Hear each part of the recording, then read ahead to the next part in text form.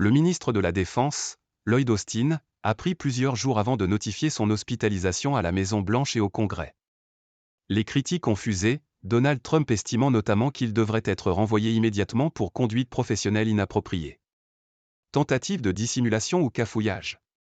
Les critiques ne cessent de pleuvoir aux États-Unis contre le ministre de la Défense Lloyd Austin, qui a tardé à informer la Maison-Blanche et le Congrès de son hospitalisation. Âgé de 70 ans, il a été admis au Centre médical militaire national Walter Reed le 1er janvier en raison de complications liées à une intervention médicale non urgente. Mais le Pentagone n'a rendu l'information publique que 4 jours plus tard, y compris auprès de la présidence. L'hospitalisation du ministre, toujours en cours, intervient alors que les États-Unis s'efforcent de juguler les conséquences régionales de la guerre entre Israël et le Hamas, qui a notamment déclenché des attaques contre les forces américaines en Irak et en Syrie ainsi que contre des navires commerciaux en mer Rouge.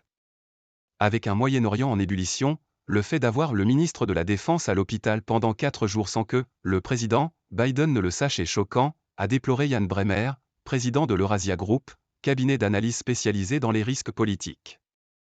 Selon lui, cette situation donne au président l'occasion de remplacer son ministre mais, pour l'instant, la Maison-Blanche continue de le soutenir. Une notification tardive. Le 22 décembre, Lloyd Austin a subi une intervention médicale, dont la nature n'a pas été précisée, et est sorti de l'hôpital le lendemain. Il a commencé à ressentir de fortes douleurs le 1er janvier et a été transporté en ambulance à Walter Reed, a indiqué lundi à la presse le porte-parole du Pentagone Pat Ryder. Le porte-parole a ajouté que le ministre se rétablit bien et a bon moral.